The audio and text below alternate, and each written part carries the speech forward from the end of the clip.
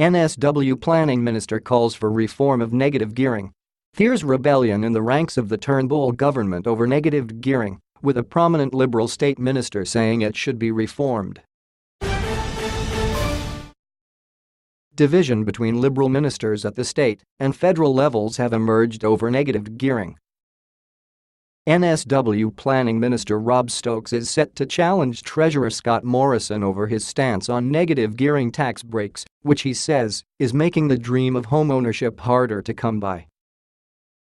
Mr. Stokes will use a speech in Sydney on Friday to attack negative gearing, arguing the federal government needs to focus on helping Australians who want to own their home, rather than favouring investors with million-dollar properties.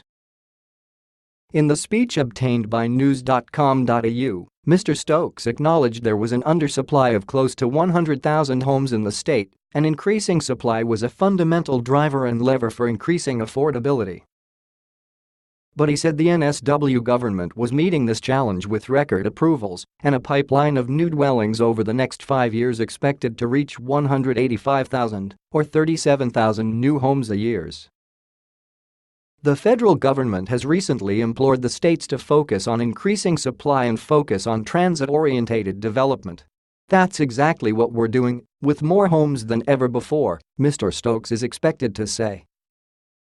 It is now time for the federal government to articulate how they will partner with the states in order to use the levers available to them to help more Australian families into stable and secure housing. With the price of borrowing at record lows and generous federal tax incentives, Mr. Stokes said Sydney had become a prime target for investors. He said supply alone won't solve Sydney's housing affordability problem.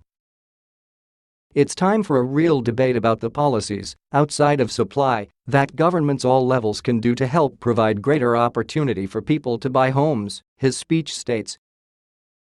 It's a major concern to me as a dad to 3 young children, of increasing reports that without parental support the dream of homeownership is being harder and harder to obtain. He said governments should look at how they could encourage private and institutional investment in affordable housing for working Australians on low incomes. We should not be content to live in a society where it's easy for one person to reduce their taxable contribution to schools, hospitals and other critical government services through generous federal tax exemptions and the ownership of multiple properties, while a generation of working Australians find it increasingly difficult to buy one property to call home, his speech states. Surely the focus of the tax system should be directed towards the type of housing we need. Why should you get a tax deduction on the ownership of a multi-million-dollar holiday home that does nothing to improve supply where it's needed? But Finance Services Minister Kelly Odwyer has defended the government's retention of negative gearing. A lot of average mums and dads rely on negative gearing to actually have a foot in the property market, Ms. Odwyer told the 9 Network on Friday.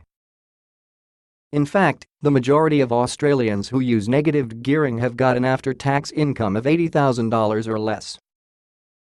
The simplistic solution of scrapping negative gearing would not fix the housing affordability crisis, Ms. Odwyer said. It's got a lot to do with supply and demand, and the truth is, we're just not building enough houses to meet up with the demand that is there, she said. We need to look at a number of measures. It's not just one simple solution that's going to fix the housing affordability crisis.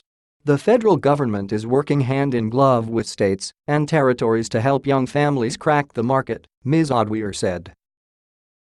Opposition infrastructure spokesman Anthony Albanese said overhauling negative gearing, a key Labor policy despite its election loss, was crucial to fixing affordability. We're in danger of developing a society whereby some people are able to buy their 6th, 7th, 8th home, but people trying to get into the housing market to buy their first home simply aren't able to, Mr. Albanese said. The federal government must cut back on excesses in the application of capital gains and negative gearing tax breaks, he said.